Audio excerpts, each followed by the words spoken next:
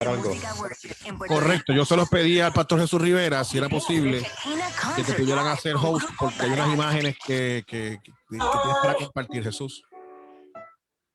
Saludos, ya estamos en Facebook Live. Sí, y estamos a través de 104.1 FM Redentor. Esto es Diálogo y Cuidado Pastoral. Gracias por estar con nosotros. Programa de 104.1 FM Redentor.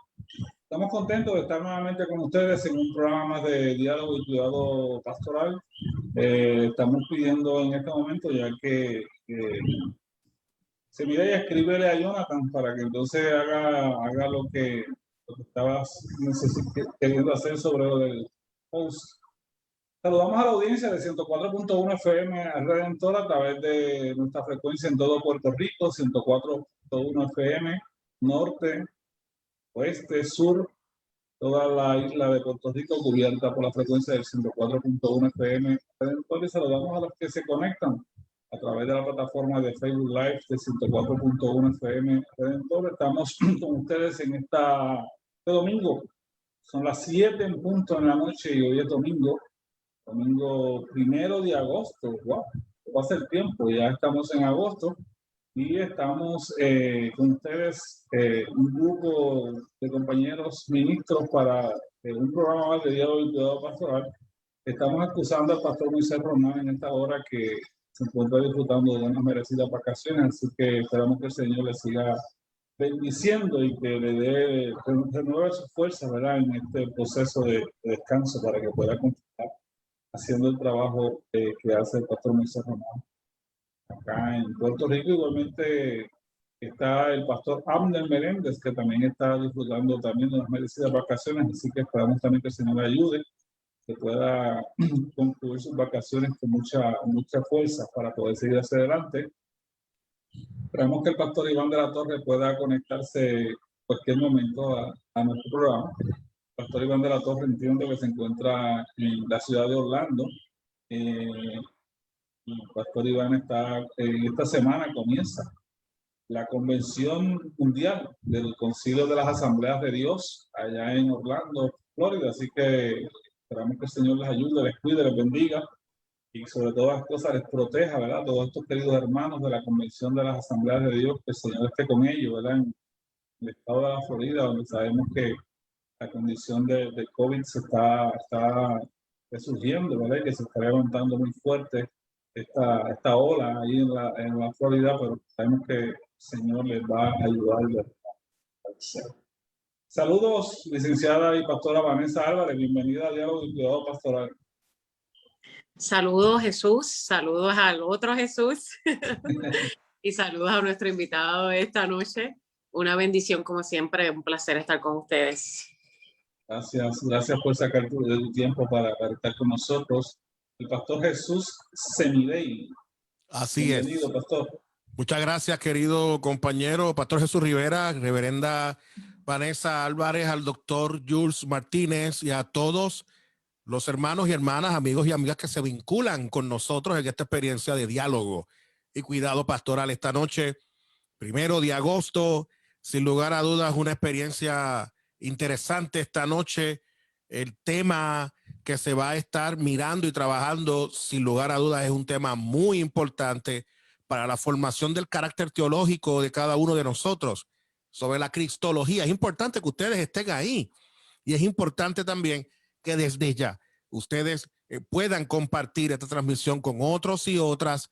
Sabemos que será un gran tiempo, sabemos que será un gran momento. No te puedes perder este programa de hoy, como todos los programas que ciertamente Diálogo y Cuidado Pastoral tiene acostumbrado y acostumbrada a nuestra audiencia a presentarles una programación de altura, una programación de excelencia para la gloria de Dios y temas obviamente que tienen que ver con el quehacer pastoral. Te invito para que ciertamente a ti que nos escuchas a través de la frecuencia de 104.1 Redentor puedas conectar con nosotros, y no tan solo conectar, sino que también puedas hacerte parte de esta programación. Si tienes algún aparato de estos inteligentes que se conectan a la frecuencia de Facebook tecnológicamente, haz el brinco. Sí, haz el brinco y conéctate con nosotros para que ciertamente puedas tan solo escucharlo a través de la frecuencia, sino que nos puedas ver y puedas ciertamente compartir la experiencia de los temas que se trabajan desde acá. Así que te invitamos a eso. Gracias por la oportunidad, Pastor Jesús Rivera. Gracias, Pastor Semidey, y como han estado diciendo los compañeros, pues nos honra en esta noche que podamos tener con nosotros como invitado a un distinguido profesor de Biblia, profesor teólogo, que está con nosotros el doctor Jules Martínez. Así que le damos la bienvenida al doctor Jules Martínez. Qué bueno que puede estar con nosotros. Bienvenido, un saludo a la audiencia, Jules. Muy buenas noches a todos los que nos están escuchando. Para mí es una alegría estar aquí de nuevo con gente conocida y volver a reconectar. Así que la paz de Dios esté con ustedes. Estoy entusiasmado para la conversación de esta noche. Muy bien, muchas gracias. Así que vamos a pedirle precisamente al pastor Jesús Semidey que tenga el privilegio de sentarnos oficialmente, introducir a nuestro invitado y introducir el tema que vamos a estar trabajando con él en esta noche. Semidey. Claro que sí, Pastor Jesús Rivera. El doctor Jules Martínez Olivieri, un joven puertorriqueño, tiene la cátedra de Evangelismo y Justicia en North Park University en Chicago. Es teólogo, es un joven ministro y es escritor que trabaja en la intersección de la teología social, pastoral y sistemática. El doctor Jules Martínez ha enseñado en seminarios y universidades en Puerto Rico, también en Guatemala, en Perú y en Estados Unidos. El doctor Jules Martínez es autor del libro Un testimonio visible, Cristología, Liberación y Participación, publicado por la querida gente de las publicaciones Querigma en el 2020. También ha publicado en inglés, también publicado este libro, no tan solo está en español, sino que también está en inglés por la gente de Forest Press en el 2016. También ha producido la primera serie de videos de masterclass en teología cristiana en español para todos los que desean aprender los fundamentos de las teologías cristianas. De hecho, este enlace lo vamos a estar compartiendo más adelante para que ustedes lo puedan tener. No lo queremos hacer quizás en este preciso momento porque si no la gente se nos va a ver el video. Y el video está tremendo y es una tremenda información. Así que lo que queremos es presentarles a todos ustedes el tema esta noche y luego más adelante estaremos colocando el enlace para que todos ustedes puedan participar y puedan ser parte de este tremendo tiempo. Así que para nosotros es un tremendo placer, doctor Jules Martínez, que puedas estar con nosotros, un gran amigo, un gran hermano, un hijo boricua nuestro, que Dios ha estado abriendo el espacio y camino en tantos lugares. Y qué bueno que podamos juntos contigo, hermano querido, participar de esta linda experiencia hablando sobre la cristología. Bienvenido nuevamente aquí a Diálogo y Cuidado Pastoral. Sí, muchas gracias. Yo me acuerdo que cuando yo vine a la fe, una alianza cristiana misionera. Yo estaba como en eso de yo era un senior en high school. Y si ustedes se acuerdan, en la alianza cristiana misionera se enfatiza lo que se llama el evangelio cuádruple. Se habla de Jesús sana, salva, santifica y rey que viene. Entonces, desde temprano caminando en la fe me di cuenta de la importancia que era hacer un énfasis y enfoque en la persona de Jesús como determinante para lo que es la vida cristiana y para lo que es la esperanza y el evangelio cristiano. Así que la cristología nos va a ayudar precisamente a trabajar esto, de cómo hacemos una fe en búsqueda de entendimiento de lo que Dios ha revelado así, acerca de sí mismo en la escritura, y cómo los cristianos hemos pensado acerca de eso. Y en esa línea de pensamiento, para comenzar nuestro diálogo acerca de lo que es la doctrina de Jesús, de su persona, su obra, es lo que llamamos cristología. Pensé en compartir una serie de imágenes que nos hablan acerca de Jesús en las culturas. Así que vamos a ver si lo puedo compartir aquí rapidito.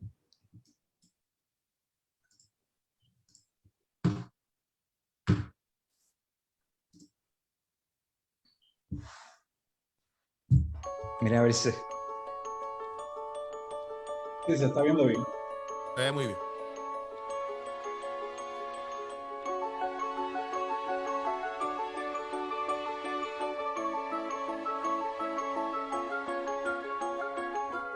Y para aquellos que están pensando que no están necesariamente viendo el video, lo que están viendo es una serie de pinturas, representaciones de Jesús a través de todas las culturas, particularmente ya sea latina, europea, africana, asiática, la india, indoeuropea, caribeño, afroamericana, indígena, etc.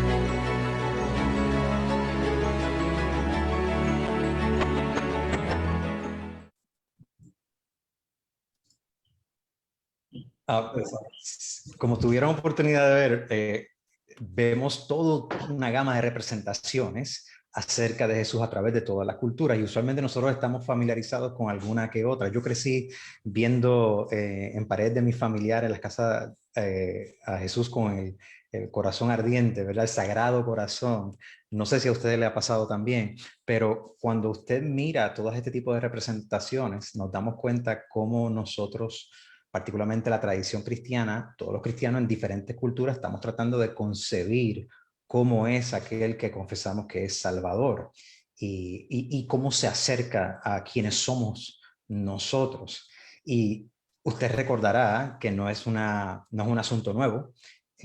Por ejemplo, el Evangelio de Mateo nos dice, particularmente en el capítulo 16, que cuando Jesús llegó a la región de Cesarea de Filipo, Jesús preguntó a sus discípulos, ¿quién dice la gente que es el Hijo del Hombre? Y le respondieron, unos dicen que eres Juan el Bautista, otros que eres Elías, otros que eres Jeremías, o otros que eres alguno de los profetas.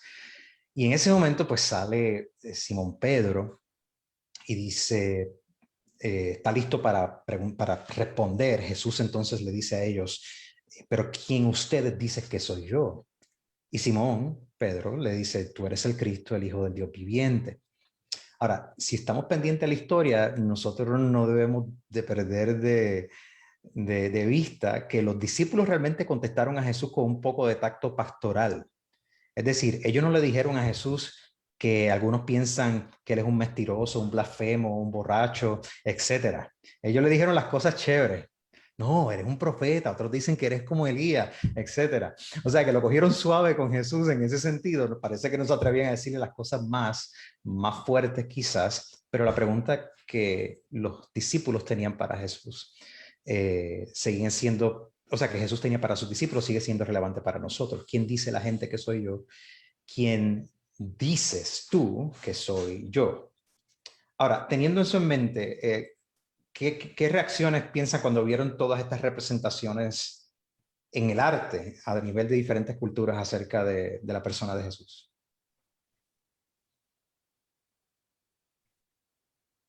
Te escuchamos, Pastor Jesús Rivera. Sí, adelante, Pastor Semidey. Mira, mi primera impresión, había visto varias de las imágenes, no había visto ciertamente todas las imágenes, y me parece bien interesante el cómo diferentes culturas están y hacen un intento de poder poner rostro, de poder establecer, ¿verdad? Un concepto de quién es Jesús. Y ese Jesús que de alguna manera, pues, puedan ellos, que de manera inteligible, ¿no? Que ellos puedan entender, que ellos puedan trabajar. Y me parece que es interesante cómo el arte hace ese intento de presentar a un Jesús mirando su cultura. Me pareció muy, muy, muy interesante el video. Vanessa. Me parece interesante primeramente que el doctor cambió la dinámica del programa y nos está preguntando a nosotros. Está en función de profesor cuando eso lo pregunta. Exactamente. Cambió el juego. Esa yo no la vi venir. Esa yo no la vi venir. Tiró la bola en nuestra cancha. Pero a mí me parece que se evidencia cómo nuestra cultura influye en la manera que interpretamos y vemos a Jesús. Eso es lo que vi en las imágenes.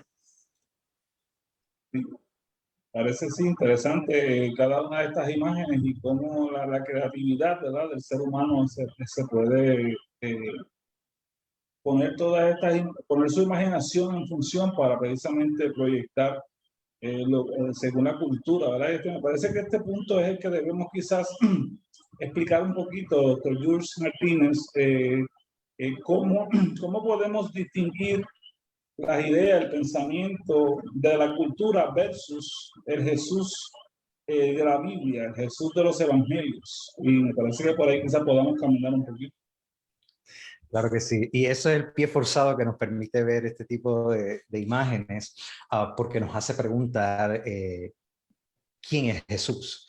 Y para la fe cristiana, por 2000 años se ha confesado que Jesús de Nazaret, ese Galileo, que caminó en la Palestina del primer siglo, nosotros no solamente nos encontramos con una persona extraordinaria, una persona inteligente o muy sabia, o inclusive una persona que tenía unos dones proféticos o de enseñanza revolucionaria, sino que la fe cristiana temprano en la historia comenzó a decir que en Jesús de Nazaret, en la Palestina del primer siglo, nosotros nos estamos encontrando con Dios mismo, que en Él estaba la vida y que nosotros los seres humanos nos hemos encontrado con la vida misma.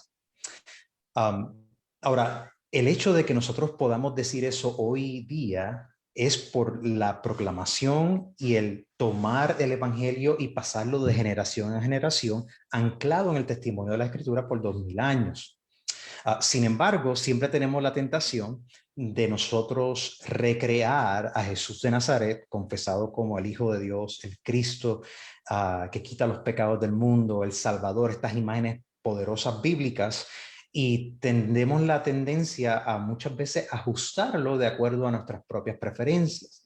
Entonces, en vez de tener a un Jesús que se allega a nosotros desde su particularidad, quien es Jesús en sí mismo, tenemos muchas veces a un Jesús construido a nuestra imagen y semejanza. Eso es una tentación tanto para académicos, historiadores, etcétera, como para nosotros mismos. Y la cristología se trata entonces del intento creyente de poder articular el significado de la vida de Jesús, confesado como el Cristo Hijo de Dios, a través de su vida, muerte y resurrección. No solamente es el significado de su obra, sino el significado de su identidad, es decir, ¿quién es Jesús con relación a Dios? La cristología entonces pregunta, ¿quién es la persona de Jesús? ¿Cuál es la obra de Jesús? ¿Y por qué es relevante para nosotros hoy día? Así que muchas de las preocupaciones que nosotros tenemos acerca de la persona de Jesús, particularmente porque todo el mundo dice, Jesús era buena gente. Usualmente la gente no tiene opiniones negativas acerca de Jesús. Todo el mundo dice, yo pienso que es un tremendo maestro, un gran ejemplo, pero la fe cristiana quiere decir más acerca de Jesús que solamente decir que era un buen ejemplo. Quiere profundizar en cómo la Escritura particularmente dice, los primeros seguidores de Jesús decían que Dios estaba en Cristo reconciliando todas las cosas. Entonces, en la historia de Jesús vemos que está sucediendo algo extraordinario. Lo extraordinario es que la persona de Jesús tempranamente se comienza a identificar con el mismo ser de Dios. Era tan así que los primeros judíos mesiánicos, o los judíos que estaban siguiendo a Jesús, los apóstoles, las mujeres que le seguían en el círculo más amplio, llegaron a la conclusión que para conocer a Dios, el Dios confesado desde el Antiguo Testamento, Jehová, era necesario ahora confesarlo por Jesús. Y cuando conocemos a Jesús, conocemos entonces quién es Dios. Entonces se nos da esa ecuación del Dios que siempre ha actuado en la historia, pero que recibe una concentración extraordinaria en la persona, vida, muerte y resurrección de Jesús de Nazaret, que ahora es confesado como Señor. Así que el objetivo último de uno tratar de pensar acerca de estas cosas no es solamente que nos rompamos la cabeza. Dios es un misterio y Dios actúa en la historia y hay muchas cosas que necesariamente requiere de mucho pensamiento y de fidelidad a lo que dice el texto, particularmente en la Biblia. Pero es también nosotros estamos buscando ser fieles a lo que Jesús enseñó, ser fieles a su obra, ser fieles a la experiencia de concebirnos como discípulos, como discípulas y como gente que proclama ese querigma, es decir, ese mensaje de Jesús que le llamamos evangelio. Doctor, ¿qué herramientas entonces pudiésemos utilizar para acercarnos a una interpretación de Jesucristo que nunca se va a distanciar enteramente de nuestra realidad social, histórica, cultural? No obstante, ¿cómo lo hacemos de la manera como más pura posible para intentar acercarnos a decir quién era? Esa primera pregunta que dijo, ¿quién era Jesús? ¿Y cuál fue su obra? Sí, es una muy buena pregunta. Y la pregunta tiene dos partes. O sea, la respuesta tiene al menos dos partes. Una es que tenemos que estar bien familiarizados con lo que la Biblia de por sí, particularmente los evangelios y las epístolas, dicen acerca de Jesús. Ese es el testimonio históricamente más cercano que tenemos acerca de la persona de Jesús. Tenemos que estar muy familiarizados con lo que dice la Escritura en el Nuevo Testamento. Lo que dice y lo que no se dice, ¿verdad? A través de toda su vida y los efectos de su obra. Esa es una parte. De eso en nuestras iglesias decimos que conozcan la Biblia, vamos a leer la Biblia. Pero segundo, nosotros vamos a necesitar también de ayuda de buenos comentarios bíblicos, de buenos diccionarios bíblicos, por ejemplo, que nos ayuden a entender la cultura de ese tiempo. Porque nosotros, aunque Jesús se parece a nosotros en muchas cosas cuando lo estamos leyendo, hay una distancia cultural de 2000 años y nosotros no somos judíos del primer siglo, nosotros no vivimos durante la experiencia del segundo templo en Palestina, no estamos bajo una ocupación imperial romana, no estamos al tanto de los diferentes grupos religiosos y sectarios que habían, además de los fariseos y de los esenios y de los saduceos, etc. Así que necesitamos ayuda para poder entender qué era lo que estaba pasando en el contexto de la vida de Jesús. Y eso nos va a ayudar también a no utilizar textos fuera de contextos como sus parábolas, sus enseñanzas más impresionantes, o inclusive sus enseñanzas acerca del fin o quién es él, etcétera. Cuestión de que entonces tenemos algún tipo de protección, de que no sencillamente nos vamos a inventar de Jesús lo que nosotros querramos. Así que vamos a conocer nuestras Biblias. Segundo, vamos a utilizar recursos de buenos comentarios, buenos diccionarios bíblicos que nos ayuden a entender esa historia. Y ahí poco a poco estamos en un trayecto de vida. Esto nos va a tomar toda la vida, de no solamente aprender a ser buenos lectores, buenos estudiantes, buenos discípulos, sino también aprender a no confundir mis pensamientos con lo que necesariamente Jesús enseñó, que esa es nuestra tentación, claro. Y es interesante, Doc, porque mientras lo escucho y la importancia de cómo nosotros podemos tener herramientas para poder ir articulando, para poder ir montando una teología robusta, un pensamiento teológico claro sobre Jesús, me hace pensar que en los días que nos ha tocado vivir son días de un gran reto, teológico, por varias cosas. Primero, porque aunque nosotros estamos viendo muchas escuelas teológicas, ¿verdad? Produciéndose en diferentes lugares, pero cada cual produce ¿verdad? Produce una carga académica que cuando muchas veces las unimos son distintas cada cual.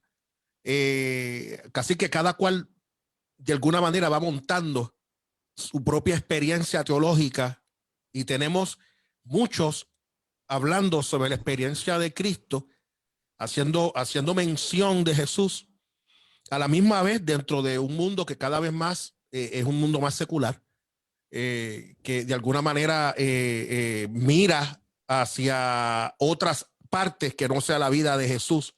Entonces, hacia ese punto, ¿cuán importante es entonces, Doc, que nosotros en esta noche, y los que nos están viendo, estoy viendo aquí comentarios de algunas de nuestra gente, estoy viendo aquí la gente que está conectada, que es importante que ustedes también puedan participar con nosotros. Si tuvieran alguna pregunta para el doctor Jules Martínez, yo sé que con mucho gusto él podrá mirarla. Si la pregunta es, ¿verdad?, que se puede contestar inmediatamente, se podrá hacer. Si no, pues buscamos otras fechas para poder mirar si la pregunta es teológicamente intensa y habrá que buscar otro programa para poderla contestar. Pero sí le pedimos a nuestra gente que sea parte de esta experiencia.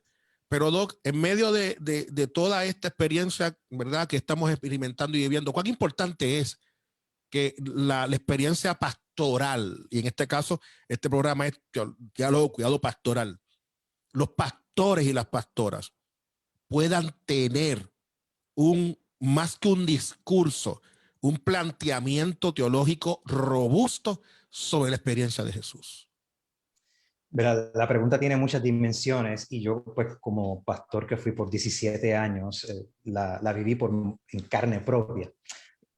Los pastores y pastoras, nosotros tenemos que tener siempre en mente varias cosas. Una es que cuando estamos pensando acerca de la vida cristiana, tenemos que pensar acerca de la historia de Jesús concretamente. Es decir, a veces pensamos en la vida cristiana y hacemos un salto que se trata, vida cristiana es una vida moral. Y la reducimos a tratar de dignamente cumplir los 10 mandamientos, por ejemplo, la ley, la Torá. El asunto es que cuando nosotros reducimos la vida cristiana como pastor y le enseñamos a nuestras congregaciones que ser discípulos es ser gente moral, pues entonces la singularidad, lo extraordinario de la fe cristiana se colapsa, porque todas las religiones del mundo tienen una excelente moralidad, particularmente las religiones mayores. Y yo siempre puedo encontrar a alguien que sea más moral que yo. Y Kant hablaba sobre la experiencia de la moralidad como un elemento moral. Filósofos, los ateos, las personas ya sea que crean que existe un Dios, que existan muchos dioses o que crean que no existe ninguno, son personas también que pueden ser sumamente morales y eso no les hace discípulos de Jesús. Así que la reducción en la pastoral de pensar la vida cristiana enfocada en Jesús se trata de moralidad, es solamente una parte de la ecuación. Claro, somos morales y tratamos lo más posible de emular la persona de Jesús, particularmente porque Jesús es el cumplimiento de la ley, ¿verdad? Según los evangelios. Pero hay un segundo elemento y es que a veces entonces pensamos que la vida cristiana, quizás no hacemos tanto énfasis en el asunto moral, pero hacemos un énfasis de que la vida cristiana se trata de experiencias extraordinarias una detrás de la otra. Es decir, o nos enfocamos en lo milagroso solamente, nos enfocamos en momentos de recibir algún tipo de palabra aquí y allá cada semana para ver si nos movemos hacia algo. De nuevo, se trata de la reducción. Tenemos que ser morales y ciertamente hay experiencias extraordinarias, pero lo que sucede es que cuando queremos solamente en la pastoral enfocarnos solamente en una parte de la persona de Jesús, tendemos a descuidarnos de las otras. Otra parte es que muchas veces descuidamos la humanidad de Jesús. Los pastores y las pastoras tenemos que tener un fuerte énfasis en que Jesús era plenamente humano. O sea, nosotros, ¿cuándo fue la última vez que usted predicó un mensaje donde Jesús se reía? Donde usted especuló si Jesús estaba riendo a carcajadas y le dio una pavera. O sea, no lo hacemos. ¿Por qué? Porque solamente tenemos cuidado de que los evangelios solamente presentan a Jesús llorando, Jesús triste, compungido, pero no pensamos que Jesús era la persona más feliz del mundo. O sea, no pensamos que aún en sus momentos de tribulación más fuertes, donde estaba enfrentando las estructuras sociopolíticas y religiosas de su tiempo, no pensamos que él era un ser humano pleno. Entonces, a veces nos despegamos de la humanidad de Jesús y presentamos un Jesús que es muy trascendente. Es el Jesús que estará conmigo en la vida eterna. Pero la pregunta es, ¿y qué sucede antes de la vida eterna? ¿Ese Jesús está identificándose conmigo plenamente en mi deficiencia de mi humanidad? Ya sea en los pecados que yo cometo como victimario, o ya sea que yo soy una víctima. ¿Dónde está Jesús ahí? ¿Él es el Dios trascendente solamente? ¿O es el Dios inmanente que se mete en el meollo de la suciedad de la vida? Entonces, nosotros tendemos a vacilar entre extremos. Uno de los retos que enfrentó la iglesia temprana, y esto es importante decirlo porque nosotros no nos inventamos la rueda, eran que teníamos grupos de creyentes que querían preservar tanto la divinidad de Jesús que llegaron a decir, ¿sabes qué? Jesús era tan divino que él solamente parecía ser humano. Él no era completamente humano, él parecía que era un ser humano. Y a eso se le llamaban los docetas. Los docetas pensaban que Jesús aparentemente tenía un cuerpo humano, pero no lo tenía porque ellos pensaban que el tener un cuerpo era malo. Pero entonces tú tenías otra gente, los ebionitas, que querían enfatizar tanto la humanidad de Jesús que no veían lo trascendente en Jesús. No veían que Jesús podía trascender no solamente la experiencia individual, sino la historia, las generaciones. ¿Por qué? Porque no veían necesariamente o no confesaban que Jesús era uno con la identidad de Dios. En la pastoral nosotros necesitamos enfatizar el misterio de la unidad de la humanidad y la divinidad de Jesús. Excelente. Y eso nos va a ayudar a entrar en el meollo de la existencia de los problemas que tenemos semanalmente, en las preguntas más difíciles de la vida y en los sufrimientos más grotescos que a veces la gente puede estar enfrentando. Así que la historia de Jesús, la identidad de Jesús. La historia es una historia muy pegada a nuestra realidad. La identidad de Jesús nos ayuda a tener esperanza por encima de nuestra realidad. Muchas gracias. Esto es Diálogo y Cuidado Pastoral. Estamos en esta noche en un tema sumamente interesante. Hemos invitado al doctor Jules Martínez para hablar un poco sobre este aspecto de lo que conocemos como la cristología, ¿verdad? La persona, la obra de Jesús. De hecho, Mariana Rodríguez Quesada de Arecibo envía saludos al doctor Jules Martínez en esta noche. Saludamos a la familia, a Percy, a Denis y a toda esta familia que nos están siguiendo desde Ocala. Doctor Jules Martínez, mirando esto último que comentó, específicamente mirando estos dos grupos antagonistas allí en el primer siglo, ¿verdad? Con relación a la persona de Jesús. Obviamente, Diálogo y Cuidado Pastoral, como decía el pastor Semidey, es un programa que hemos construido en el periodo de la pandemia para trabajar y ayudar y atender mucha necesidad y muchos elementos relacionados con la pastoral. Pero es interesante porque también tenemos mucha audiencia que no son pastores, que no necesariamente quizás han estudiado, entonces tenemos que mantener esa línea, ¿verdad? Esa línea como caminamos y enseñamos. Cuando hablamos de la cristología, ¿verdad? Estamos hablando precisamente de un estudio relacionado con la persona y la obra de Cristo. Y yo le pregunto, ¿qué necesidad o qué dio pie para que fuese necesario desde el primer siglo trabajar con una cristología y hasta hoy nosotros poder estar diciendo que es necesario que expliquemos la persona y la obra de Cristo en la faz de la tierra? Bueno, primeramente, ahí está toda la historia de la iglesia. Hemos estado tratando de responder esa pregunta, pero sí hay unas condiciones históricas. Los primeros creyentes, los primeros discípulos y discípulas que se enfrentaron que caminaron con Jesús, que vieron su vida, su muerte y su resurrección, particularmente, que fueron testigos de la resurrección, se dieron cuenta que ese Mesías al quien ellos estaban siguiendo, ciertamente era el Mesías que fue enviado por Dios para reconciliar todas las cosas, para tener victoria sobre los poderes que nos asedian. Y los cristianos y cristianas se vieron inmediatamente con muchas vivencias y preguntas existenciales. Por ejemplo, se supone que todo el mal va a parar ahora, se supone que ya la injusticia se va a desaparecer. ¿Qué va a pasar con aquellos que están muriendo en este momento? ¿Acaso Jesús no nos dijo que esta generación no pasará hasta que no vean el Hijo del Hombre venir en los cielos?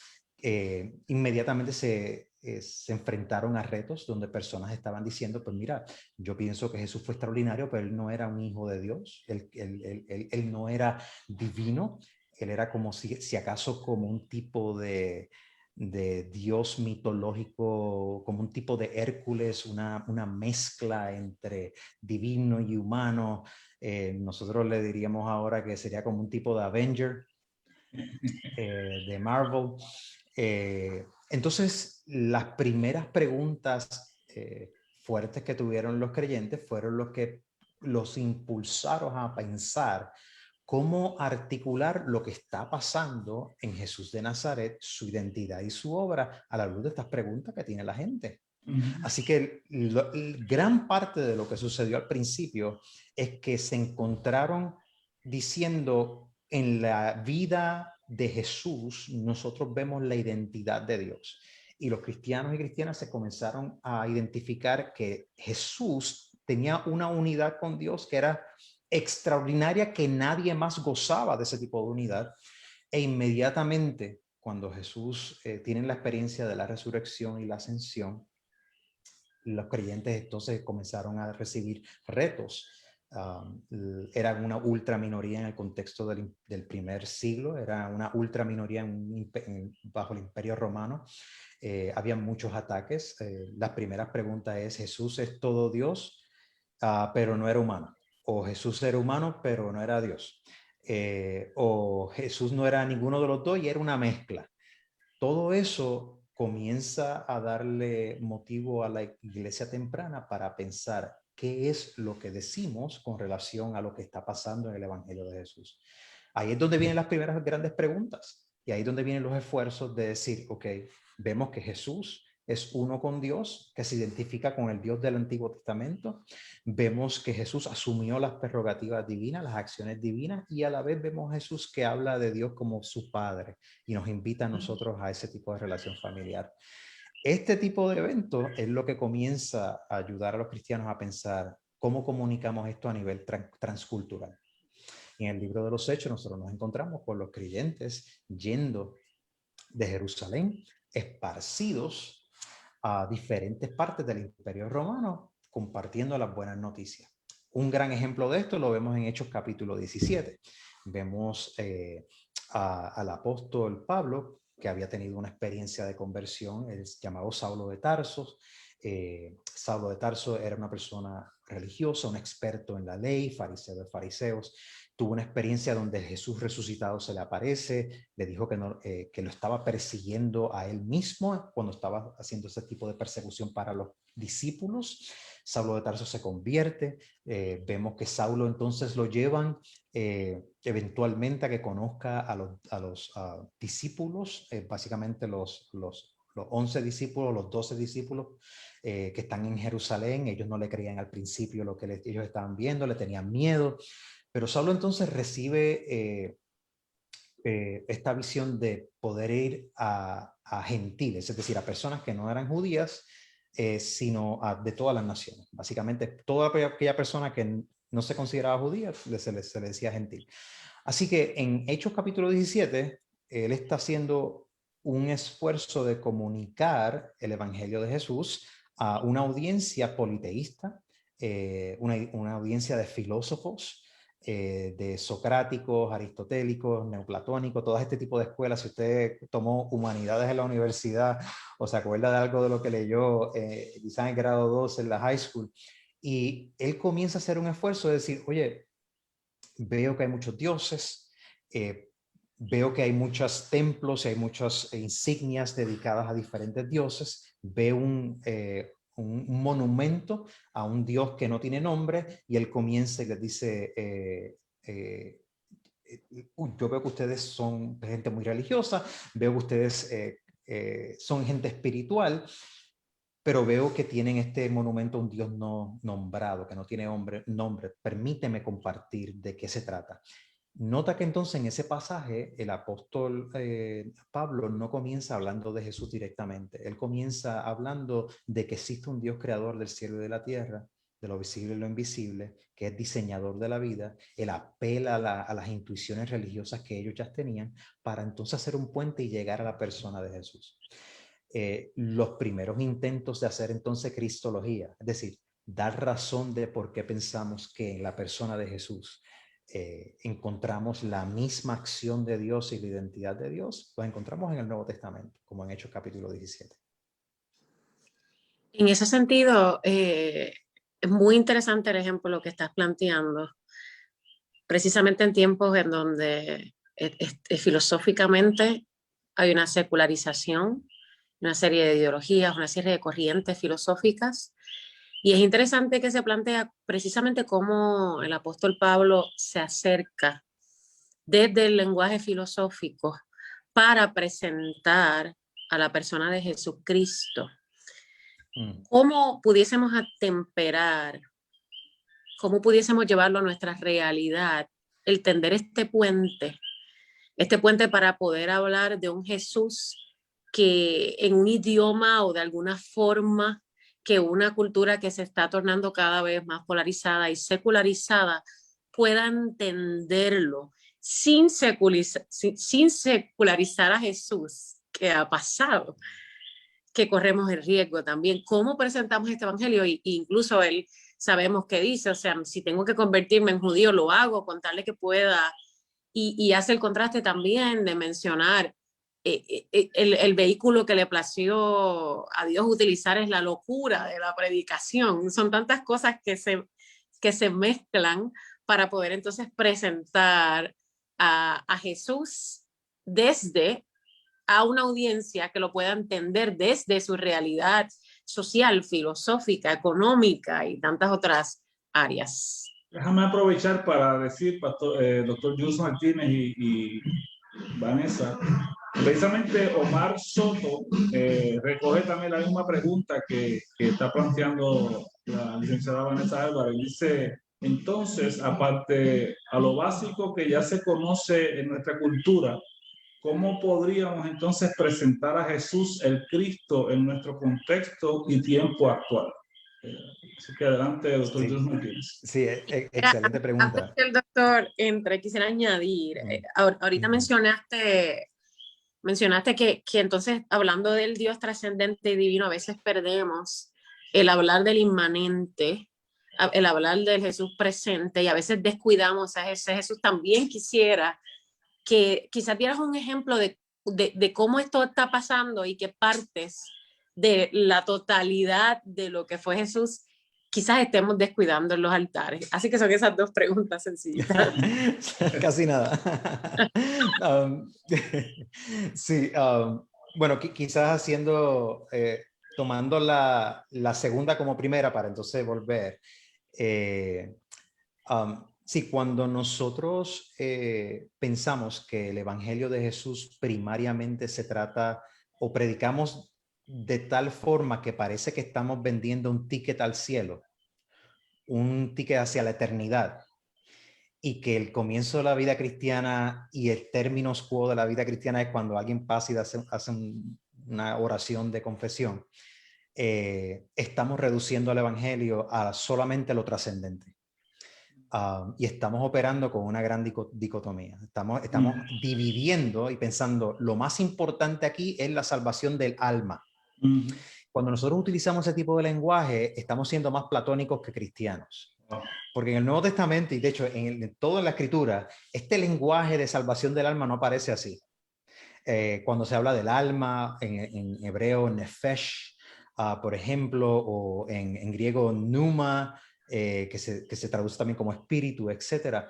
Se trata del centro de emoción, de voluntad, de imaginación del ser humano, lo que nos hace gente que se comunica, que anhela, que espera, que sueña, etc.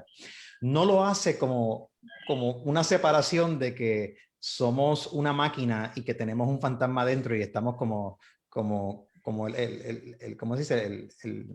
El conejo de Energizer con una batería adentro. No. La escritura nos considera al ser humano como una unidad psicosomática, tanto espiritual como material, inseparable. Entonces nosotros, cuando predicamos el evangelio como una esperanza solamente futura, ¿qué es lo que va a pasar después de la muerte? Estamos reduciendo todo lo que el evangelio está planteando de lo que sucede en la actualidad de la historia. Es decir, para nosotros pensar qué significa tener una vida salvada por Cristo, tenemos solamente las fuentes más primarias: los evangelios mismos y luego las epístolas. El tipo de vida que entonces emula a Jesús, ahí lo encontramos. Pero nota, por ejemplo, que en Santiago, el libro de Santiago, que habla con muchas luchas muy pertinentes para el día de hoy, como el favoritismo en las iglesias, el pensar que una persona que porque sea un profesional o tenga más dinero, de alguna manera es más importante que otra, o que tenga más educación o lo que sea. Y sin embargo, Santiago se encontraba lidiando con una iglesia que le estaba prestando atención a lo visible, a la posición social, etcétera, donde tenía gente rica, gente acaudalada, que estaban ignorando, menospreciando a los pobres en la congregación. Y Santiago se atreve a decirle que aunque estos pobres sean menospreciados por el mundo, de ellos es el reino de Dios. Ahora, si usted se imagina, si los pobres estuvieran pensando solamente, no, es de ellos, de nosotros es el reino de Dios cuando yo muera y en la eternidad, ¿qué esperanza sería esa? Así que nosotros tenemos que tener cuidado con que no pensemos que es una ticket hacia el futuro. Lo otro es que nosotros a veces nos vamos al péndulo hacia el otro contrario. Decimos, como tenemos en Jesús el ofrecimiento de vida eterna y de toda bendición espiritual, y citamos textos del Nuevo Testamento, eso quiere decir que en esta vida no hay problema que yo no pueda soportar, que yo no pueda enfrentar, que no hay enfermedad que a mí me vaya a tumbar, que yo no voy a ser vencido en nada, que yo no voy a sufrir, etcétera. ¿Por qué? Porque entonces yo tengo todo lo que tiene que recibir un creyente. El primer ejemplo de pensar de que todo es el futuro nos desencarna. El segundo ejemplo de pensar de que todo lo voy a tener hoy es sumamente pretencioso y no considera que la Escritura por eso nos envía a orar de acuerdo a la voluntad de Dios. Y la voluntad de Dios, que es agradable y perfecta, Dios tiene muchas cosas para el presente y otras para el futuro. Y eso no depende de nosotros, sino de su dulce sabiduría y soberanía. Esos serían dos grandes ejemplos para poder pasar a la otra pregunta. Nosotros, mira, claramente en Puerto Rico y centros urbanos en América Latina, en Estados Unidos, estamos en una situación post-cristiana. Y por post-cristiana es que quizás lo que nosotros esperábamos, que haya un respeto para las iglesias, que haya un respeto para los predicadores, que de alguna manera el vocabulario moral cristiano la gente lo reconoce, como quizás alguna vez que la gente decía, no, mira, tú eres de la iglesia, no, eres tremendo. Hoy tú dices, tú eres de la iglesia y puede ser que te mire y te dice, ¿sabes qué? ya tengo sospechas acerca de ti. Es decir, ya no se comparte el vocabulario moral cristiano de qué es lo bueno, lo justo, lo amable, lo hermoso. Así que eso nos pone en una situación similar a la de Pablo. El apóstol Pablo en Hechos capítulo 17 se encuentra en un contexto politeísta. En nuestro contexto, yo diría que nos encontramos también en un contexto politeísta. Nosotros no nos encontramos en un contexto donde la gran amenaza a la fe es la incredulidad o el antiteísmo. El antiteísmo estadísticamente es 3% de la población. 3.5%. En cualquier lugar, particularmente en Europa occidental, Estados Unidos, acá. Pero cuando tú preguntas si alguien cree en Dios o en un Dios, la mayoría de las personas te van a decir, sí, yo creo en algo. O yo creo en un Dios, o creo en múltiples dioses, o yo creo en una energía universal, o yo creo que existe algo que cubre todas las cosas. O sea, nosotros somos seres humanos muy religiosos. La mayoría de las personas, de hecho, lo que dicen, personas que no están asistiendo a la iglesia es, creo que hay un Dios, no Sí. creo en la iglesia. Uh-huh. Claro, no creen, claro. eclesiásticas Sí. no creen, los cristianos, eso es lo que se está escuchando, lo que más está sonando ahora. Y es un círculo, por ejemplo, Gandhi decía, yo me encanta Jesucristo, el problema es que no me gustan los cristianos. O sea, y si somos honestos, gran parte de esa responsabilidad la tenemos nosotros, los creyentes, discípulos de Jesús, porque confundimos ser insoportables con ser fieles al Evangelio. O sea, la gente dice, no, es que estamos siendo perseguidos. ¿No será que eres insoportable?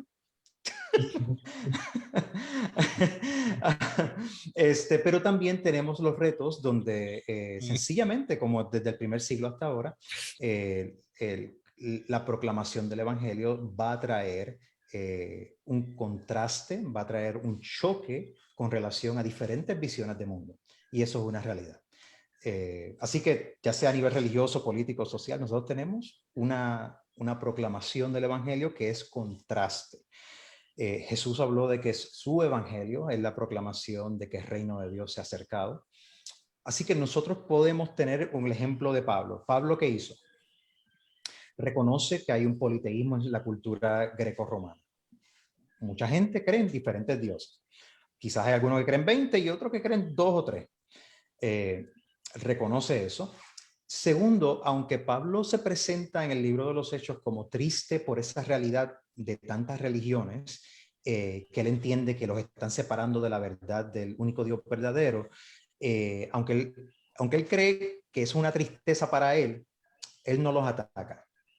Nota que para establecer un puente, le dice, yo he estado caminando, Pablo llevaba un par de meses en esa área, y me he dado cuenta de la religiosidad de ustedes. Es decir, ¿sabes qué? Yo también soy religioso, yo creo que eso es algo positivo, están buscando algo trascendente, algo que traiga significado a la vida. Sin embargo, he visto que lo hacen de esta manera. Es decir, Pablo no comienza con conflicto ni con polémica. Pablo comienza con un punto de común propósito de vida. Segundo, Pablo identifica cuál es el potencial punto de convergencia, dónde podemos estar de acuerdo. En lo que pudieron estar de acuerdo es que hay muchas cosas de la divinidad o de la espiritualidad que no conocemos. Entonces el apóstol dice, déjame yo compartir contigo algo que yo sí conozco.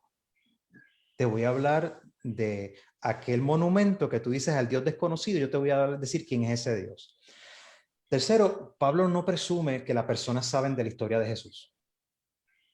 Por eso el apóstol Pablo comienza en Hechos capítulo 17 hablando de la creación del universo, del cosmos. Es decir, que de alguna manera todos los que estamos aquí procedemos de un diseño, un Dios creador. En ese momento, las personas que lo están escuchando, diferentes religiones, diferentes modos de ver, diferentes políticas, diferentes filosofías imperiales, etcétera, pueden decir, ok, no estamos tan separados. Va bien. Va bien, hasta ahora.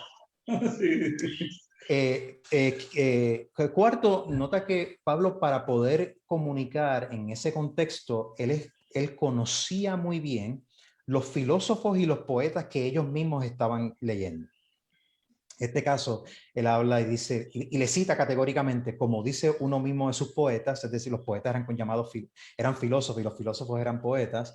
En él nos movemos y tenemos nuestro ser. En él existimos, nos movemos y tenemos nuestro ser. Es una manera de traducirlo.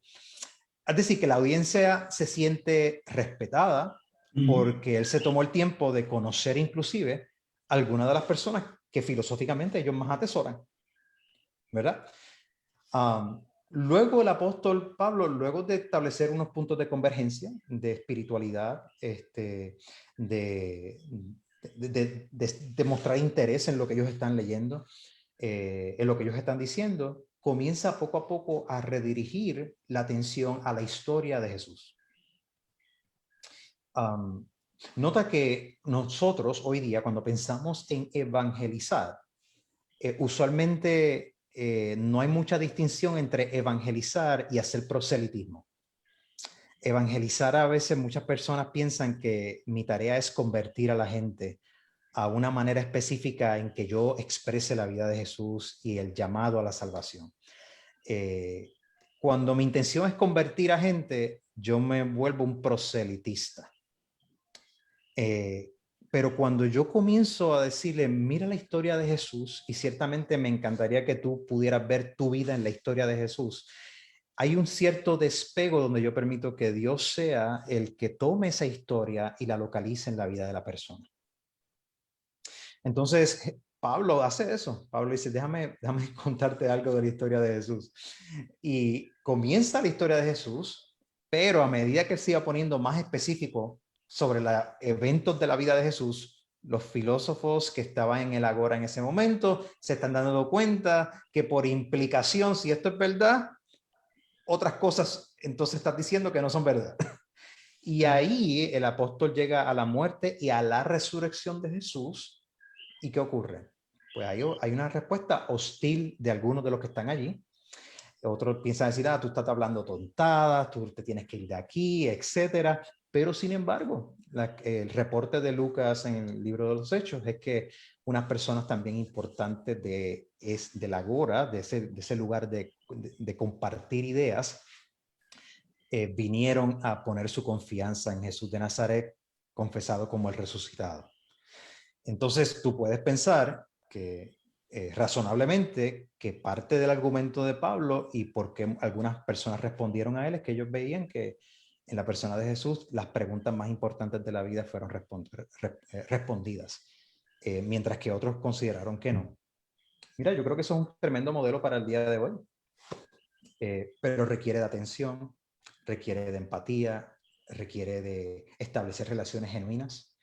Y requiere de saber contar la historia de Jesús porque tú te quieres insertar en ella e invitar a otros a que la vivan. Sin lugar a dudas, sin lugar a dudas. Sí, adelante, Pastor Jesús Rivera. Sé que vas a identificar la cadena, así que adelante. Gracias, Pastor Semidey. Estamos en diálogo y cuidado pastoral. Gracias por estar con nosotros. Esto es 104.1 FM Redentor en todo Puerto Rico y a través de nuestras plataformas digitales de Facebook Live. Le agradecemos a toda esta audiencia que siempre nos honra con estar con nosotros. Saludamos, por ejemplo, a Marilyn Reyes, que dice, otro excelente tema. Gracias por tocar temas tan profundos que estamos viviendo a diario. Doña Nérida Saldaña dice amén, y Araceli Cáceres, Dios les continúe bendiciendo. Quiero decirle a mi hermana Kai Díaz, o mi hermano, no sé, que estamos muy conscientes de decir que los laicos también estudian, ¿verdad? Hay una gran cantidad de hermanos laicos que se dedican al estudio y gracias a Dios por ellos, ¿verdad? Cuando hicimos las expresiones ahorita, pues es lo que estamos precisamente tratando de salvaguardar y cubrir a algunos que quizás no tengan esa oportunidad o ese privilegio de estudiar, y queremos también, ¿verdad?, que lo que digamos les edifique y trabaje también en sus vidas. Judith Finol dice, bello tema, Dios los bendiga.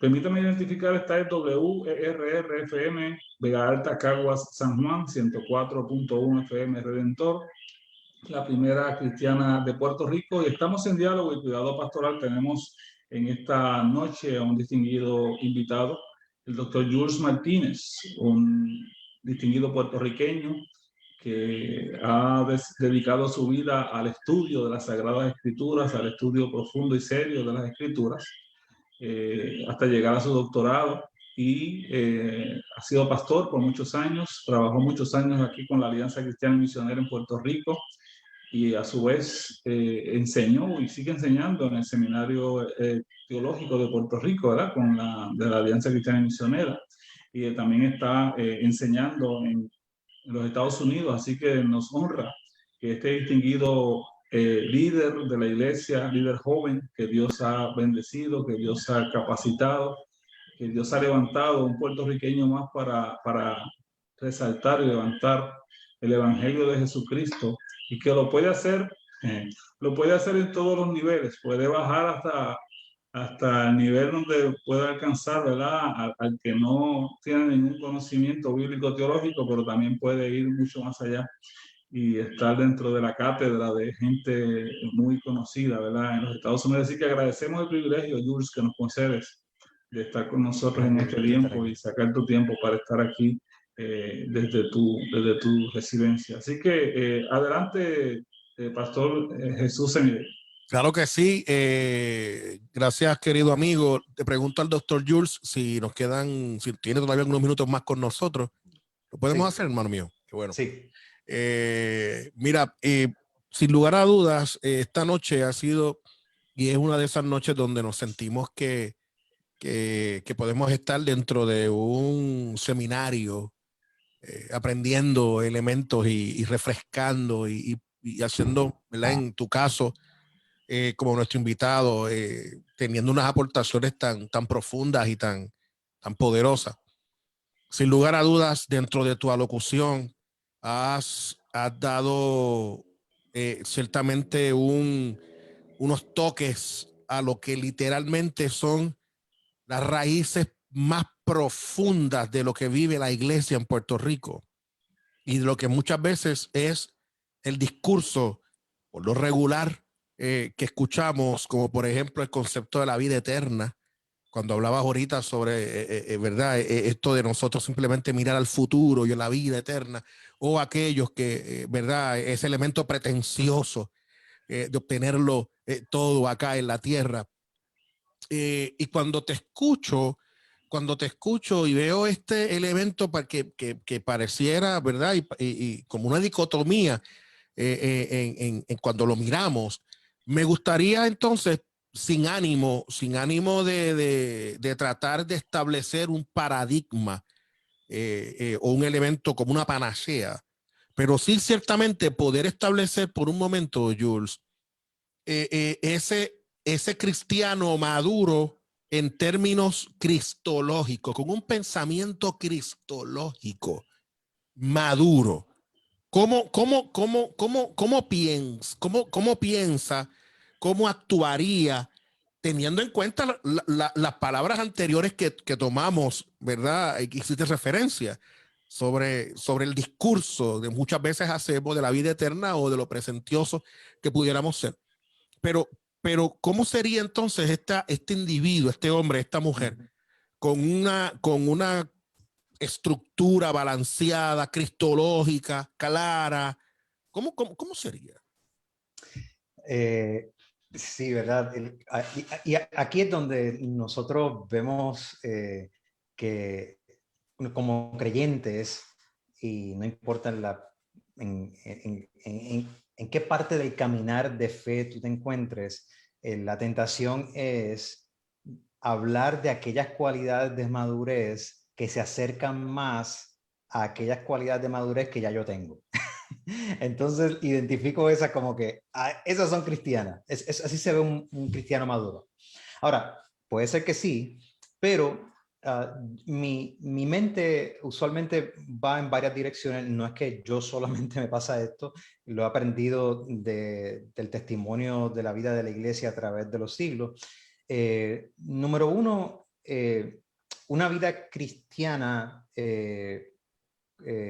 satisfactoria es una vida cristiana que puede vivir y gozar de lo que es el fruto del Espíritu, en Gálatas capítulo 5. Claro. El apóstol está escribiendo a cristianos en la ciudad de Galacia, le está diciendo entonces, y hace un contraste entre lo que es seguir los deseos de la naturaleza pecaminosa, si usted tiene Reina Valera dice carne, sarx, que se refiere no al cuerpo per se, sino a la inclinación de separarnos de Dios y del prójimo y de la creación. Le dice, ustedes en vez de seguir los deseos de la naturaleza pecaminosa, sigan los deseos del Espíritu. Y los deseos del Espíritu entonces produce un fruto que son toda una serie de virtudes. Y estas virtudes son virtudes de esperanza, son virtudes de alegría, templanza, paciencia, perseverancia, que no son solamente virtudes que una persona tiene. Él está hablando en plural al tipo de virtudes que se ven en la comunidad del cuerpo de Cristo. Cuando la comunidad del cuerpo de Cristo deja de seguir o de darle prioridad a los deseos de la naturaleza pecaminosa. Así que cuando nosotros estamos pensando ¿cómo yo puedo identificar un cristiano maduro, pleno, que está creciendo en satisfacción y alegría a pesar de todas las luchas que puedan haber? Uno mira a Gálatas capítulo 5. Pero más aún, yo diría, nosotros nos encontramos en Mateo capítulo 5 al 7, lo que llamamos tradicionalmente el sermón de la montaña o el sermón del monte, dependiendo de qué evangelio usted mire.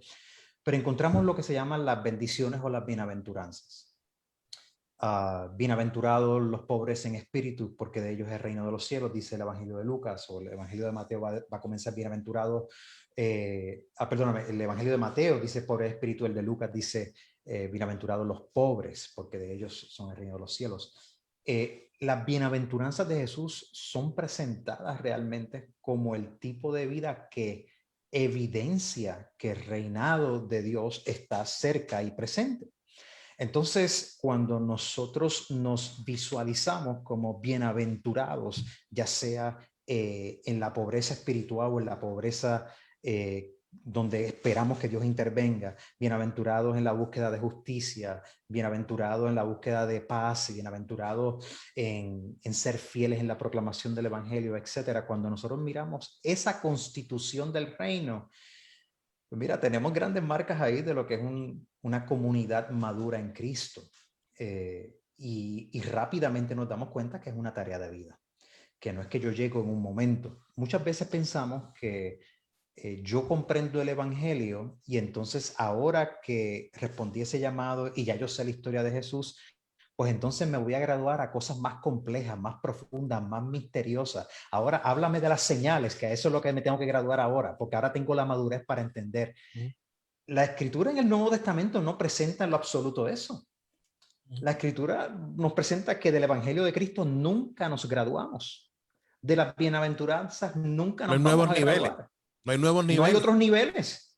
O sea, esta es la tarea de vida de aquellos que hemos sido unidos a Cristo mediante el Espíritu, donde el Espíritu está forjando una nueva humanidad. Es decir, que nos parezcamos más a Jesús. Aquellos que han sido llamados por su propósito para que seamos forjados a la humanidad, que es la humanidad plena, perfecta de Jesús. Doc, por eso hago la pregunta al principio y trabajo un poco sobre el poder de alguna manera sin ánimo a poner una estructura ni nada, sino a tratar de, con la misma Biblia, poder ver cómo cómo podemos ir viendo que nosotros estamos creciendo en esa gracia divina y cómo nosotros podemos ir viendo en otros también, pero primero en nosotros, que ciertamente tenemos una visión cristológica sana, saludable. ¿Por qué? ¿Y por qué va la pregunta? Y parece que fue en un punto final es donde era donde quería aterrizar en esta presentación, en mi turno, porque hoy en día el discurso que se ve y que se escucha es un discurso de nuevos niveles.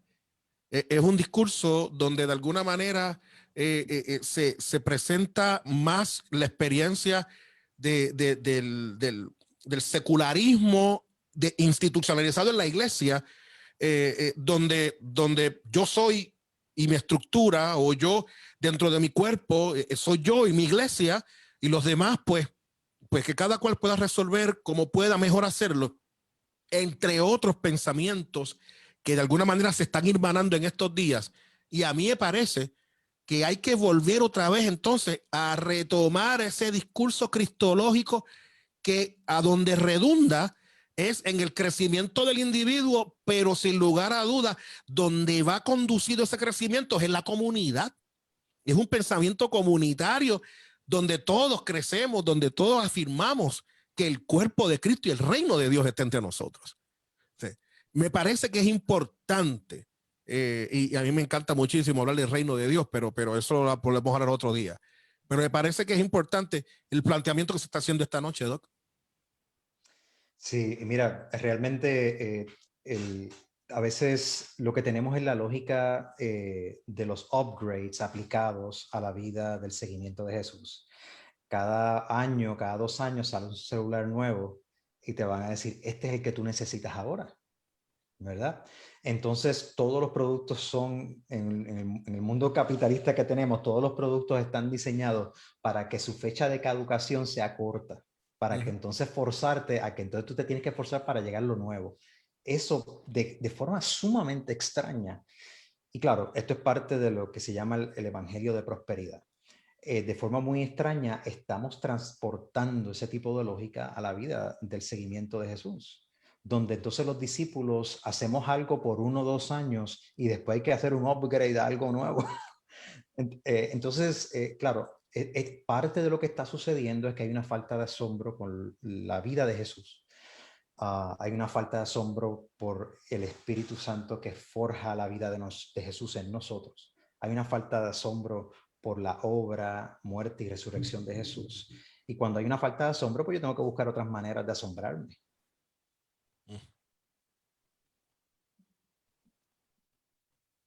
Adelante, Vanessa. Adelante, Vanessa, tu turno. Tu micrófono, ahora sí, tu micrófono. Yo te estaba diciendo a ti que tenías el micrófono apagado. Doctor,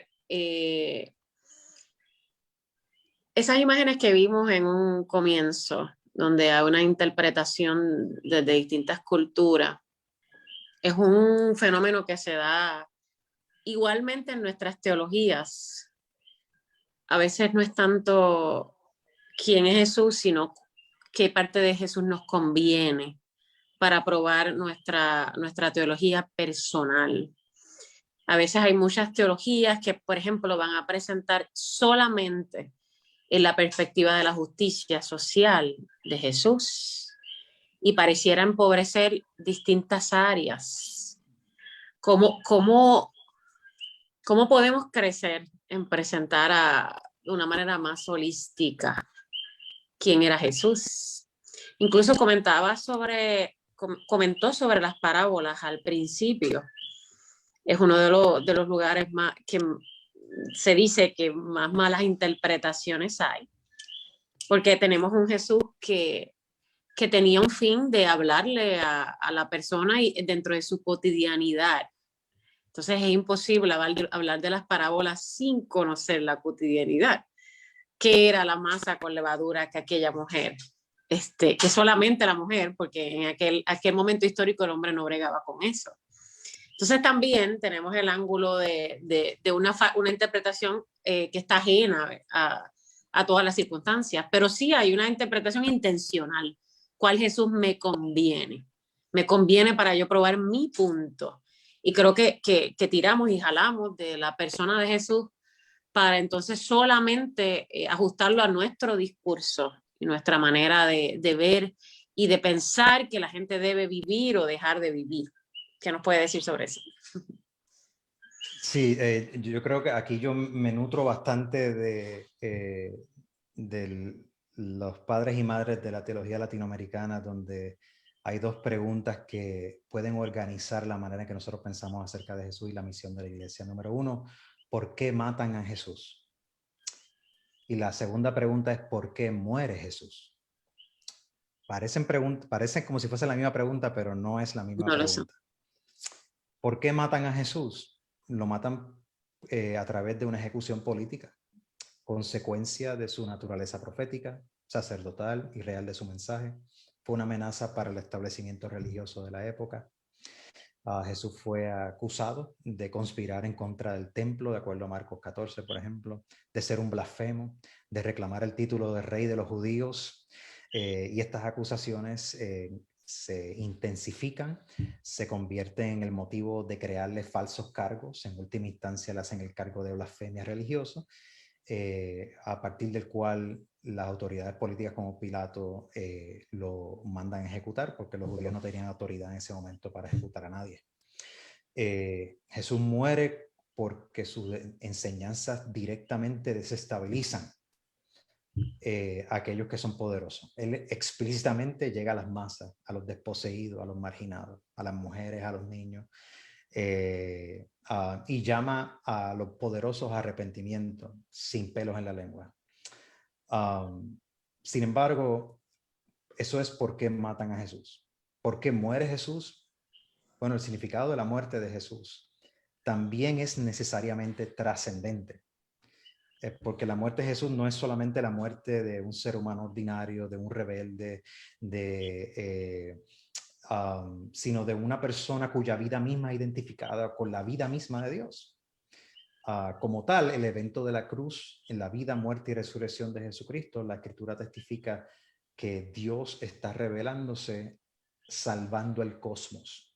Es decir, restaurando a la humanidad a como la humanidad debió haber sido, y Dios está comenzando a hacer una nueva creación. La comunidad de seguidores, de discípulos y discípulas de Jesús, se supone que entonces es vista como la anticipación de lo que será en algún momento para todas las naciones. Así que, como buenos lectores de la Biblia, yo no puedo entonces sencillamente decir, yo me voy a ocupar de asuntos de trascendencia y no prestarle atención a asuntos, por ejemplo, mencionaste de justicia social, es decir, el cuidado de los más vulnerables, del acceso a todo que es verdaderamente justo para todas las personas en toda la vida, y divorciar eso del aspecto de trascendencia. En contexto, por ejemplo, de Puerto Rico y Estados Unidos, particularmente, no necesariamente en otras partes del mundo, nosotros nos queremos ir a un lado o al otro. Entonces, cuando enfatizamos el carácter sacrificial de crear una nueva sociedad sin la trascendencia de Dios, lo que nos llega es frustración, porque las cosas no cambiaron como yo pensaba que iban a cambiar, o porque las estructuras no cambiaron a tiempo, y nos quemamos. Y la cantidad de jóvenes que se han quemado pensando que quizás ellos eran los agentes de cambio y no se logró el cambio que querían. Pero los cristianos que podemos trabajar en eso, también lo hacemos a la luz de la trascendencia del mensaje de Jesús. Es decir, yo sé que yo soy un eslabón en un proceso de cambio para toda la sociedad. Yo sé que soy un eslabón donde yo estoy viviendo en mi comunidad lo que Dios está haciendo para reconciliar todas las cosas, pero yo no soy el que traigo el reino de Dios. Eso lo hace Dios. Y a la vez puedo dar mi vida en sacrificio para cualquier causa que es justa, bella y amable. Así que no tenemos que operar con dicotomías. Nuestro mundo, nuestros partidos políticos, las ideologías operan siempre creando polos opuestos. Las ideologías se nutren, se hartan de que la gente pueda pensar o en una cosa o en la otra, pero que no piensen en ambas a la vez. Las ideologías necesitan que hayan villanos y héroes. Las ideologías religiosas también necesitan de que yo claramente pueda decir, yo estoy aquí versus ustedes que están allá. Y nosotros tenemos que tener cuidado de ese tipo de tentación para nuestra propia gente y la misión de la iglesia, que no caigamos en ese tipo de lógica. Tremendo. Esto es Diálogo y Cuidado Pastoral. Estamos con el doctor Jules Martínez, que nos está acompañando en esta noche, en este poderoso tema, hablando sobre la persona, la obra, la vida de nuestro Señor y Salvador Jesucristo, y de una perspectiva más académica, el tema de la cristología. Doctor Martínez, ahorita estaba hablando un poco sobre ese elemento de ser más humano, o sea, que parecerse a Jesús o ser más creyente o más espiritual es ser ir más hacia esa humanidad de Jesús. Y me parece que ese es un tema bien interesante porque lamentablemente muchas veces se nos ha enseñado a pensar y a mirar que este elemento de la espiritualidad es un elemento de quizás irnos poniendo alas y ir mirándonos quizás ese fantasma que usted dice ahorita, pero no entendemos que es precisamente ese elemento de ser más humano, de identificarnos más con la gente y de amar más y respetar más. ¿Cómo lo podemos trabajar? Sí, el Ireneo, por ejemplo, que era uno de los primeros obispos pastores de la iglesia en el segundo siglo, decía, Él fue todo lo que nosotros somos para que nosotros pudiéramos ser todo lo que Él es, ¿verdad? Él fue todo lo que nosotros somos para que nosotros pudiéramos ser todo lo que Él es. La humanidad de Jesús se presenta como paradigmática, es decir, como el ejemplo de ejemplos.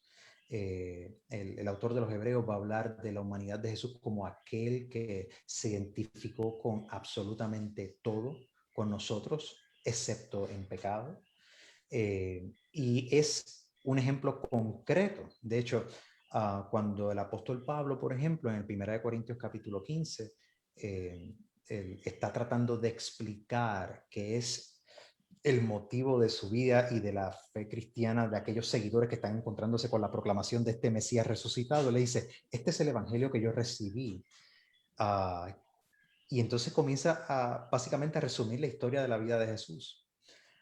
Cuando nosotros vemos las masas humanizadas, los leprosos siendo tocados, las mujeres dignificadas, los niños siendo protegidos, cuando nosotros vemos la lucha y poner el cuerpo en favor o en virtud del bienestar de otras personas, eso es verdadera humanidad.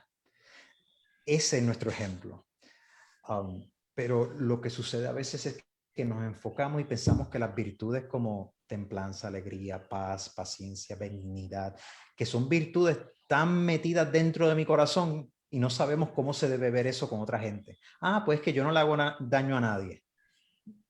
Esa no es realmente, esa barra está bien bajita de que yo no le hago daño a nadie, pero la pregunta es si hacemos acciones que ponen en riesgo mi comodidad, mi amor, mi finanza, mi espacio, mi tiempo, etcétera, en favor del florecimiento del otro, del defensa del otro, etcétera. Ya ahí estamos hablando de otro nivel. Ahí estamos hablando de que el evangelio entonces produce en nosotros el tipo de prácticas que nos ayudan a no duplicar las opresiones del mundo dentro de esta comunidad.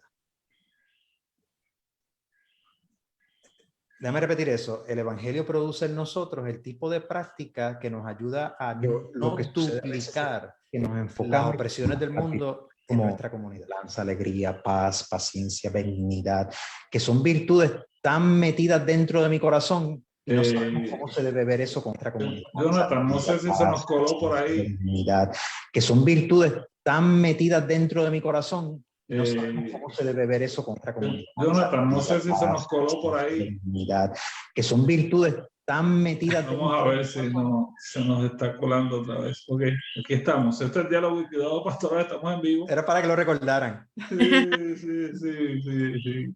Gracias, doctor Jules. Vamos a cerrar con algo que tiene, una pregunta que tiene para el doctor Jules Martínez. El pastor Jesús Semida, y no obstante, licenciada Vanessa Álvarez, vamos primero a cerrar con usted, entonces luego, si tienes algo más, y luego entonces pasamos al pastor Jesús Semida para un comentario final con el pastor Jules Martínez. Me parece que la discusión ha sido profunda y ha sido muy enriquecedora. Las preguntas que planteaste en cuanto a por qué mataron a Jesús, me parece que es una pregunta y por qué muere, pero por qué mataron a Jesús desde el punto de vista de qué predico, desde cuán peligroso es mi mensaje, desde si desestabiliza lo injusto de alguna manera, ya sea mi mensaje o mis hechos, de alguna manera lo desestabiliza. Esa parte de Jesús definitivamente no se discute.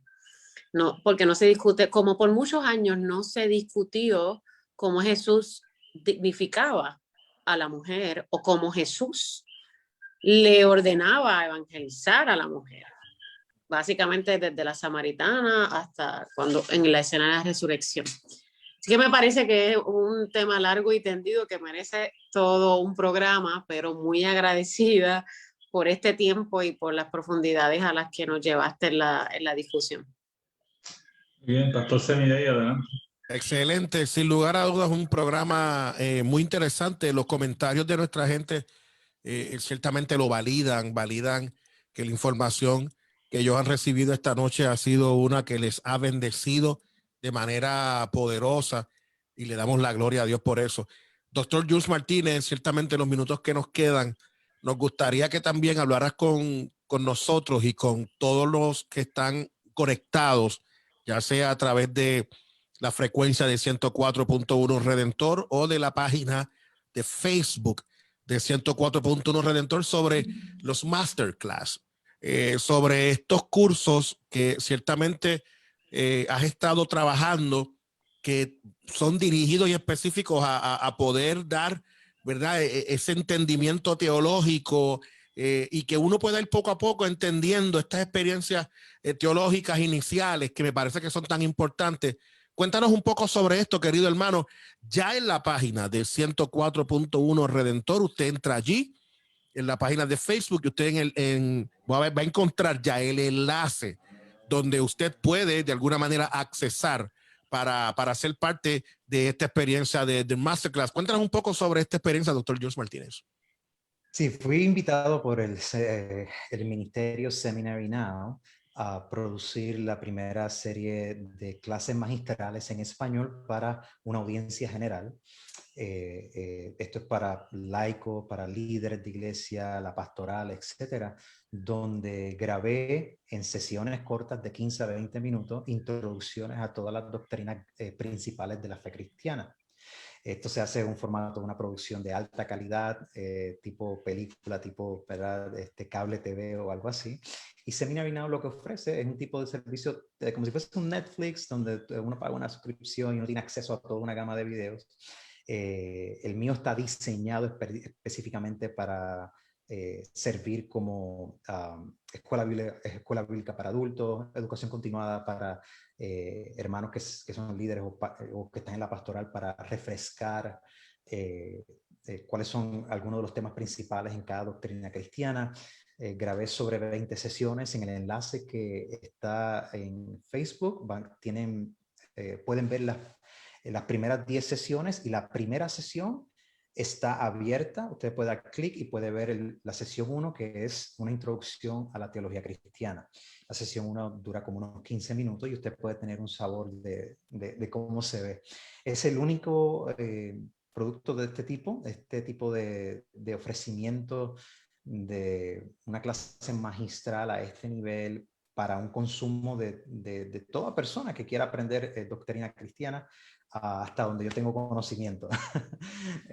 Así que les invito a que vayan allá, sigan el enlace, pueden ir, le dan clic a la primera sesión, pueden ver también el trailer o el video promocional, y luego está la sesión 1, donde se discute qué es teología.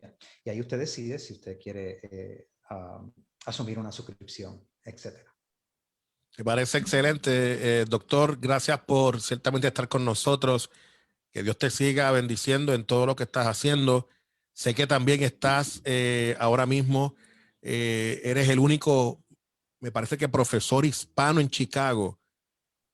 Cuéntame un poco sobre eso también, sobre este nombramiento nuevo para ti, de lo que Dios está haciendo contigo, hermano querido. Me parece que es importante que nuestra gente sepa cómo Dios está bendiciendo la vida del doctor Jules Martínez. Bueno, por la gracia de Dios, acabo de asumir una nueva posición en la Cátedra de Evangelismo y Justicia en North Park University, y uno de mis roles es entrar en el ministerio penitenciario.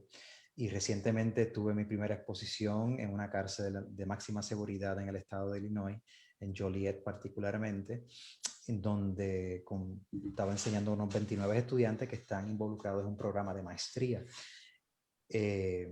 Gracias a cosas que no entiendo exactamente cómo sucedieron, fui el primer profesor en el estado de Illinois que le permiten entrar al contexto carcelario luego de la pandemia para enseñar una clase. Entonces, estoy muy agradecido por eso. Estoy en un proceso de aprendizaje, todavía estoy procesando lo que estoy aprendiendo. Quizás en otro momento tendremos oportunidad de hablar de la importancia de cómo la iglesia en su misión sirve a la comunidad que está en contexto carcelario. Entonces, estamos en ese proceso, estamos aprendiendo, estamos escribiendo, estamos apuntándonos a los próximos 2 libros que ya están bajo contrato. una teología sistemática cristiana para una audiencia popular, y luego otro que tiene que ver con cómo diferentes tradiciones cristianas conciben el concepto de justicia. Excelente. Pastor Jesús Rivera. Estamos llegando ya al filo de nuestro programa de diálogo y cuidado pastoral para hoy. Gracias por estar con nosotros, gracias por ser parte de nuestra audiencia y gracias por estar ahí conectados al Facebook Live de 104.1 FM de Redentor para este excelente diálogo que hemos tenido con el doctor Jules Martínez. Así que gracias, doctor Jules Martínez, por, como decíamos al principio, por sacar de su valioso tiempo para estar con nosotros y compartir esta linda experiencia que hemos tenido, este diálogo profundo, serio y responsable con relación a la persona, a la obra de Jesús en nuestras vidas para nuestro tiempo. No sé si hay algunos, si Vanessa, si tienes algunas palabras finales, Pastor Semide. No, estamos bien, estamos bien. Gracias, gracias. Agradecido. Pero estamos bien. Agradecido del doctor Jules. Bien agradecido, doctor. Gracias, hermano mío, por estar con nosotros. Esto ha sido Diálogo y Cuidado Pastoral. Nos escuchamos la próxima semana, así que mantenga la sintonía con 104.1 FM Redentor y continúe en sintonía con esta linda programación de esta otra emisora cristiana. Dios les bendiga, nos escuchamos el próximo lunes a las 7 de la noche en Diálogo y Cuidado Pastoral. Gracias, doctor Jules Martínez. Adelante en el nombre del Señor. Amén. Dios le bendiga a todos y a todas. La paz de Dios.